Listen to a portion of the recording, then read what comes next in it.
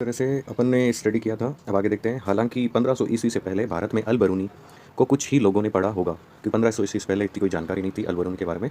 भारत से बाहर कई अन्य लोग संभवतः ऐसा कर चुके हैं। मतलब भारत के बाहर तो अल बरूनी को बहुत लोगों ने पढ़ा था। ठीक है। किताब अल हिंद, जो अल बरूनी की बुक लिखी गई उसके बारे में, अरबी में लिखी गई अल बरूनी की कृति किताब उल हिंद की भाषा सरल और स्पष्ट है। यह एक विस्तृत ग्रंथ है जो धर्म और दर्शन, त्योहार, खगोल विज्ञान, कीमिया और रीति रिवाजों, प्रथाओं और सामाजिक जीवन, भारतोल, मापन विधियों, मूर्तिकला, कानून, मापतंत्र विज्ञान आदि विषयों के आधार पर 80 अध्यायों में विभाजित है। सामान्यतः, हालांकि हमेशा नहीं, अल बरूनी ने प्रत्येक अध्याय में एक विशिष्ट शैली का प्रयोग किया, जिसके आरंभ में एक प्रश्न होता था, फिर संस्कृतवादी परंपराओं पर आधारित वर्णन और अंत में अन्य संस्कृतियों के साथ तुलना। मतलब तुलना करना तो इन लेखकों को मतलब कंपलसरी था। ठीक है।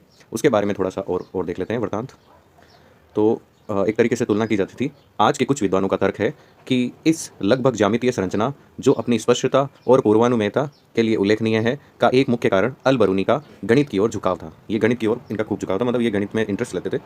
अल बरूनी, जिसने लेखन में भी अरबी भाषा का प्रयोग किया था, ने संभवतः अपनी कृतियाँ उपमहाद्वीप के सीमांत क्षेत्रों में रहने वाले लोगों के लिए लिखी थी। उपमहाद्वीप में जितने सीमांत लोग रहते थे, मतलब साइड के जो सिंध प्रांत थे, वहाँ के लोगों के लिए। वह संस्कृत, पाली और प्राकृत ग्रंथों के अरबी भाषा में अनुवादों तथा रूपांतरणों से परिचित था। इसमें दंत कथाओं से लेकर खगोल विज्ञान और चिकित्सा संबंधी कृतियों सभी शामिल थी, उसमें कृतियाँ वगैरह सभी शामिल थी। पर साथ ही इन ग्रंथों की लेखन सामग्री, शैली के विषय और उनका दृष्टिकोण आलोचनात्मक था और निश्चित रूप से उनमें सुधार करना चाहता था। ठीक है। उसके बाद इस चीज़ में अपन आगे देखेंगे। तो एक चित्र जो है वो बहुत फेमस यहाँ पे दिखाया गया है, वो देखते हैं। 13वीं शताब्दी में अरबी पांडुलिपि का चित्र, जिसमें 6ठी शताब्दी ईसा पूर्व एथेंस के राजनेता कवि सालोन, जो सालोन थे, विद्यार्थी को संबोधित करते हुए दिखाया गया है। ये थे सालोन, और ये अपने विद्यार्थियों को, जो ये 3 विद्यार्थी बैठे हैं, इनकी पोशाकों से कुछ अरबीपना दिख रहा है। तो ये सालोन ने अपने जो है वो विद्यार्थियों को संबोधित कर रहे हैं। ये काफ़ी फेमस पेंटिंग मिलती है। अब इस जो पृष्ठ है, इस पृष्ठ पे आगे भी कुछ थोड़ा बहुत दिया हुआ है। हिंदू, हिंदू शब्द लगभग 6ठी और 5वीं शताब्दी ईसा पूर्व में प्रयुक्त होने वाले एक प्राचीन फारसी शब्द, जिसका प्रयोग सिंधु नदी के पूर्व की ओर के लिए होता था। मतलब हिंदू का मतलब ये हुआ कि सिंधु नदी, जो इंडस रिवर है, उसके पूर्व में जो भी लोग रहते हैं उन सबको एक तरीके से हिंदू मान लिया गया, और वो भी पारसी इतिहासकारों द्वारा। ठीक है।